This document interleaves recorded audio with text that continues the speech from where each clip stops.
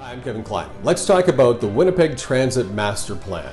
Now, I have heard in the media and seen some of the reports that the transit plan was pushed through by council on a vote of 15-1. All councillors supported it. One councillor did not. And they talk about why these other councillors voted for it, but many of them don't talk about why I did not. And I want to talk to you about that. First and foremost, I know that there's a lot of special interest groups that support transit, and I respect you and I support you. I believe in transit. And let me tell you what I personally think.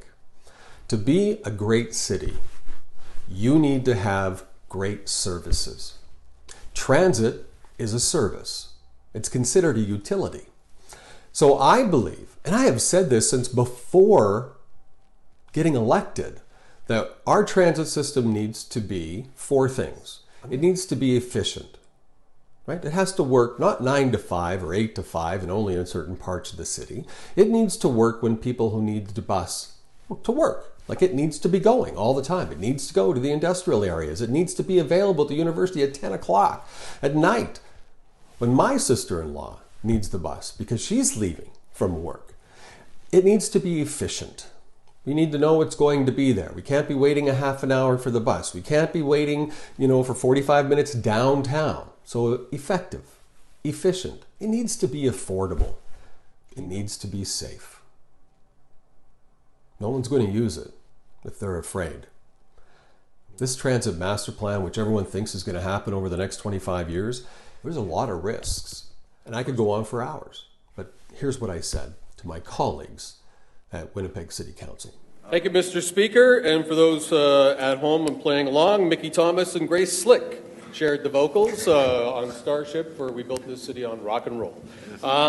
This is an interesting discussion, and I want to start by saying that there are many good pieces within this document, but there are some significant concerns and fears.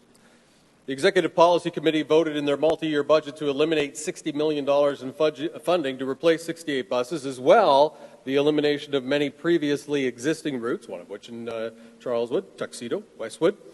And then the EPC fought fairly hard to eliminate the UPass program. The transit plan that I looked at is mostly investing in upgrading infrastructure, bridges, or not, the transit garage, road work, and radios. Nothing about operational expenses, the cost to service the debt, and so on. One issue that stands out to me that I think Councillor Mays alluded to with the debt ceiling, what does this mean to the North Treatment Plant work? Both of these are under utilities. When we are at a debt ceiling of less than $150 million, we have a lot of balls in the air. Does this mean the North End treatment plant work is in jeopardy? One of the balls could drop. So I'm perplexed by this because I support the concept of an effective and efficient transit plan. But I have to step back for a minute and go, wait a second.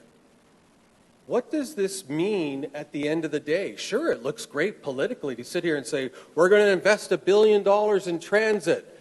What happens if we hit that wall? What happens if we have a disaster and we only have $150 million on our debt ceiling?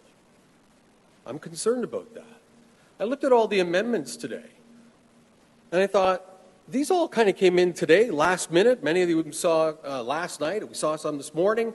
That says to me that we had some debate afterwards, but there's still questions not asked. Maybe we need to take a little more time for engagement and talk about this. I'm not sure that there's a deadline in applying for this. I haven't heard that yet. I did ask for the email that was sent by the province, and I got snippets of it, but I haven't seen a hard deadline. This is a 25-year plan that doesn't end with full electrification. In a city where we have New Flyer that employs over 3,000 Winnipeg taxpayers. And they weren't at the table from what I understand. That would have been my first call. We need to be looking ahead if it's a 25-year plan. Better service to industrial lands. And I appreciate the motion that Councillor Mays and Councillor Gillingham have brought forward, and Councillor Gillingham and Councillor Lukes and I were on a call with our Winnipeg just the other day where we brought up the discussion of the lands, and I particularly brought up that it didn't seem to me that the Transit Master Plan and our Winnipeg sat down and had a conversation. They did, but it doesn't look like they connected. Silos are a problem. This concerns me. It's great, again, to get behind it and say, we are the politicians that are put through, we love transit. But what does it mean? What are the risks? And have we considered that? We're going to close 2 lanes of Portage Avenue from Polo Park west. No traffic studies. Do you know the number of transportation or transports that use Portage Avenue, especially from there? What will that do? How can you do that without transportation study? What does that mean? It's great to say it. What does it mean? What is the risk associated with that? And what if we have a major disaster? We sat here today and said, we've had all these major disasters. The trees, the storm. Our debt ceiling will be near its max. Yes, we always say, well, it goes down every year. Well, it's because we pay some of it off, and then, it's only a little bit. And Councillor Mays is right. If we have to pay $100 million to service the debt, that comes off operations. So how do you pay for the drivers that you're going to need for all the transit service when you have less money because you're servicing your debt? Risk. These are all risks associated with the plan. I'm not saying it's a bad plan. I'm saying we need more fruitful discussion. We need access to quantitative data. We need to sit down as a group, as individuals, egos aside, and just have a conversation and understand ultimately what this means in the next 25 years for the city. We're not just putting it on the next council and the council after that. We're putting on taxpayers and the next taxpayers, our kids and grandkids and their kids. So it's very confusing for me because I believe without the shadow of a doubt, you have to have an effective and efficient transit system if you're going to have a successful city. I also believe that to be a great city, you have to have great services. So if we hurt the operational budget, does that affect the services? Risk, risk, risk, risk. And then I have to think about safety.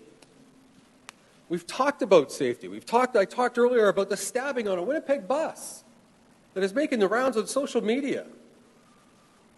We've seen reports now of the shield that got broken when somebody threw a bottle at a driver. We're hearing reports of people refusing to wear their mask on buses. People are afraid to ride the bus. We don't talk about it once in the plan. How we can fix safety, how we can address safety, how we can make it safer for the people that we want to use it. We're going to spend $20 million or more, though, on more heated bus shelters. We can't manage the ones we have now. And we want to build more? It's being received as information. Risk. That's all I'm saying. I thought it was our job to understand and evaluate the risk on taxpayers.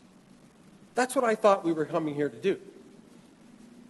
I think the plan's got a lot of great pieces to it. I think there's some merit to it, and I think it's a good step in the right direction, but I'm afraid of the risk that we haven't spoken about. And I'm afraid we haven't had all the questions fully answered. I didn't vote against a transit master plan for Winnipeg. I want to be very clear, ladies and gentlemen. I voted against a plan that is not effective, that is not efficient, it's not electrified, it's not affordable, and most importantly, it's not safe. This is a political platform. This is nothing more than political posturing for some of my colleagues and for the ability to put out messages on social media saying, well, we have a 25-year master plan. I will vote for something when it's sound, when it's reasonable, and when it's true, not half true. That's why I didn't vote for the Winnipeg Master Transit Plan. Great cities are great because they have great services. That's what I want to focus on, making sure you have great services.